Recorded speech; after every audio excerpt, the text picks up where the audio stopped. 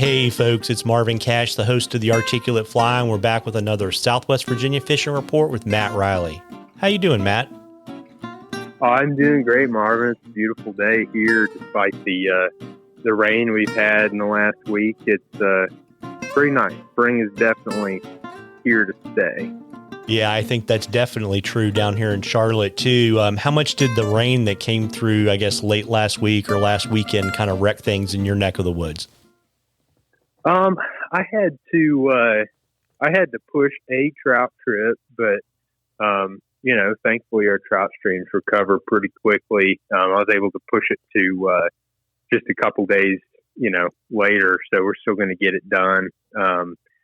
And the bigger rivers definitely saw some mud and high flows, but we've been able to hop around a little bit and be on the water just about every day this past week. So things are looking pretty good.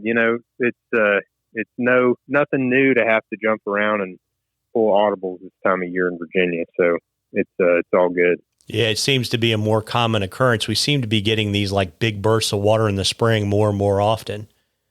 Yeah, it's not super ideal. I mean, we can talk about it forever, but that's a big part of the reason why our smallmouth numbers have been suffering the last, 4 or 5 years or so, is big flooding events right around spawn time. Hopefully this last one, wasn't, the river was pretty high before we got it, and we should not quite to, active egg laying yet on the river. So, hopefully we go into the nesting period with elevated flows, and we don't get anything catastrophic in the next month or so. And, we'll be in pretty good shape. Fingers crossed. It hasn't played out the last couple of years, but we'll see what happens. Yeah, there you go. And so obviously if, rivers like the New are kind of a little high, I assume you're chasing smallmouth, up tributaries?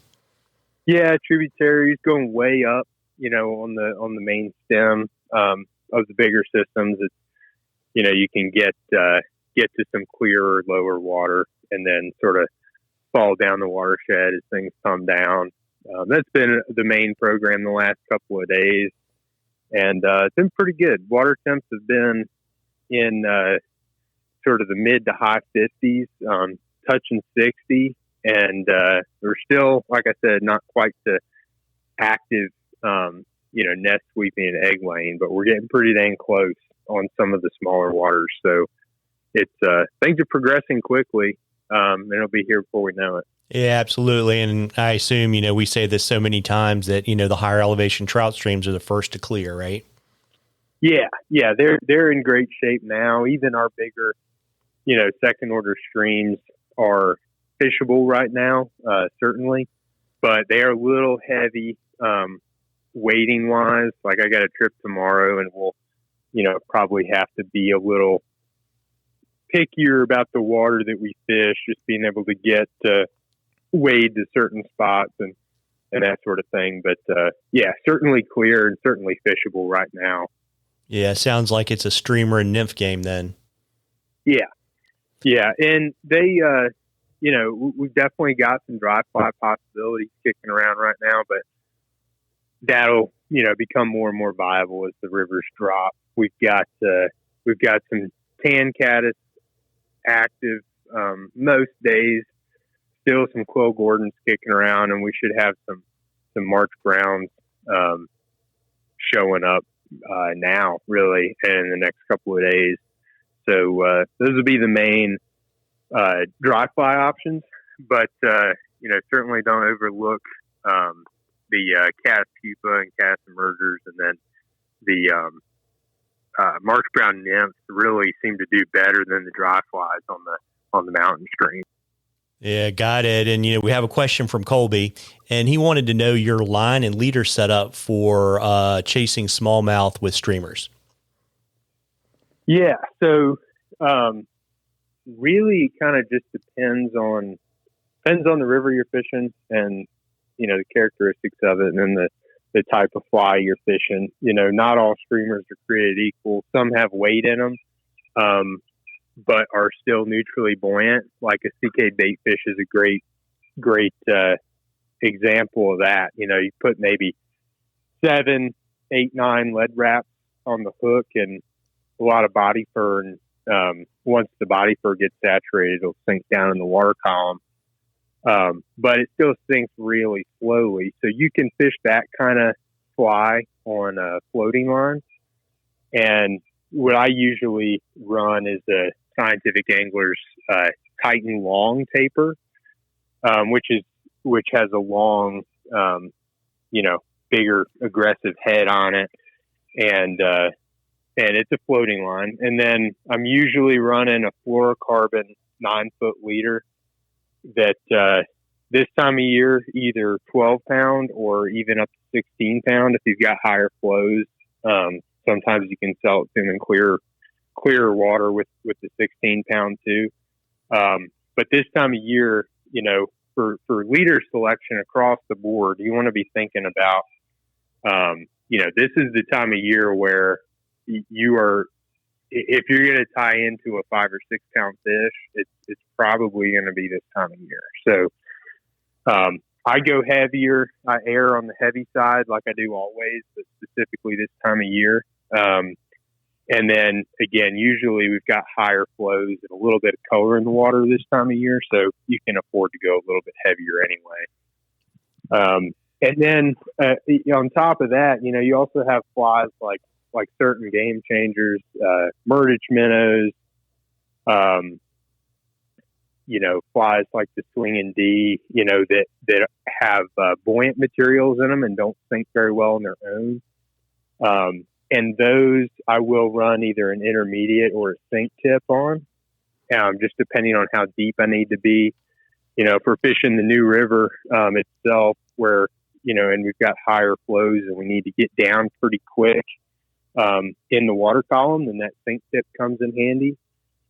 And then, but on some of the smaller rivers, where we're only fishing 3 or 4 feet of water, maybe, that sink tip is still viable.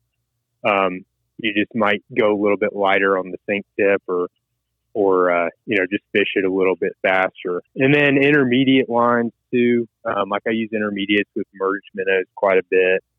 And then a buddy of mine, Brian Shoemaker's pattern, the shimmering minnow, takes an intermediate line for the same reason. And with those lines, I generally am running like the sink tip, just a straight, 4 or 5 foot section of 16-pound fluorocarbon for the abrasion resistance and the not the sink rate, but the lack of buoyancy. And then on the intermediates, it's about the same, just because you also have that clear tip on most intermediates too. So you don't have to be, long leader or anything like that. So that's what I do. And you just kind of mix it up based on, the water conditions. And, if you notice you're fishing a fly and you're not getting down, then, you might either need to think about a different line setup, or, you can always carry split shot or something like that in a pinch, alter your fly depth presentation that way. Yeah. And just backing up to your first example on your 9-foot leader, are you doing, straight 9 or 16, or are you tapering those leaders? Those are tapered leaders with the floating lines. Just because, longer leader, having the taper helps in turning those flies over a little better. But to your point, if you're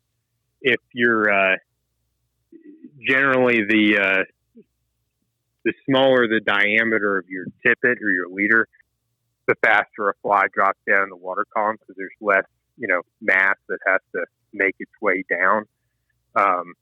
So if you can get a decent cast and you notice that, maybe you would like another foot or two on your presentation with such a fly, then, you can consider making your butt section of that tapered leader a little, lighter, a little thinner, or, experiment, maybe try just a straight level piece. Cause, a lot of these flies you can cast with a level 9-foot leader. It's just not not as pretty and not as effortless. So, definitely mess around with it and just try to get the presentation where you want it. Yeah. And do you like to roll your own on the leaders, or you just buy prepackaged tapered leaders? I generally buy prepackaged, and then I'll recycle as the season progresses. If I get kind of dangerously low on a leader, I'll just retire it. And when I get home or that weekend or something, I'll kind of reconstruct them with some tippet material to get them back to the full length and construction. But I'm usually buying mine just because it's easier for me and just one less detail I have to worry about. Yeah, got it. And folks, we love questions on the articulate fly. You can email them to us or shoot them to us on our Instagram or Facebook page. If we read your question, I'll send you some articulate fly swag, and we'll enter you into a drawing for something cool from Matt at the end of the season. And as we always do, Matt, I have to ask you what you're writing for the Rural Virginian. Yeah. So this week I'm finally putting the article about our spring brunette cicada hatch out, which it's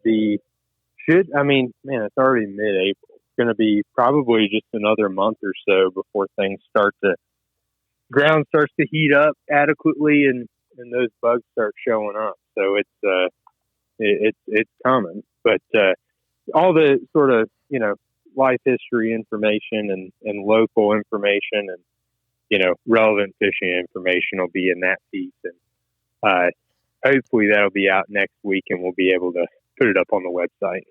Well, there you go. And before I let you hop, why don't you let folks know where they can find you? I know, you're pretty booked up. We're really kind of talking about probably fall for you on your schedule, but why don't you let folks kind of know your availability and where to find you on the internet and all that kind of good stuff? Yeah. So I've definitely still got some dates, really probably looking at August and September. I've got, probably 10 or 12 open dates between now and the first week of August. So, there's definitely things available. And I've got some other guys helping me out now too. So if you're looking to get on the water, just get in touch with me and we'll try to do our best. But my website is mattrilleiflyfishing.com and all of my information is on there. So feel free to give me a shout, text or email whenever you want, and I'll get back to you. Yeah, well, there you go. Well, folks, we are, firmly in spring, and you owe it to yourself to get out and go catch a few. Tight lines, everybody. Tight lines, Matt. All right. Thanks, Marvin.